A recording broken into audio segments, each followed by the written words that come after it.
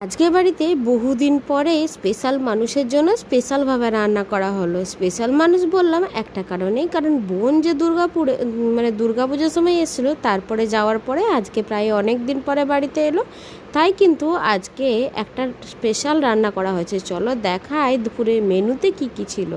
প্রথমেই ছিল গরম গরম ভাত, তার সাথে ছিল বেগুনের ভর্তা, বেগুন আলু সব কিছু কিন্তু ভেজে ভর্তা করে মাখা হয়েছে। আর তার সাথে ছিল ঝিঙে আলু পোস্ত। যেহেতু মাটন হয়েছে তাই কিন্তু ঝিঙে আলু পোস্তটাই প্রেফার করলাম। আর তার সাথে ছিল এখানে মাটনের সাথে আলু দিয়ে পাতলা করে ঝোল, যেটা কিন্তু আমি বানিয়েছিলাম। আর আমার হাতের মাংস খেতে বোন কিন্তু ভীষণ পছন্দ করে। আর তার সাথে ছিল আমড়ার চাটনি। এই দিয়ে তো দুপুরে ভুড়িভোজটা বেশ ভালোই জমে উঠলো।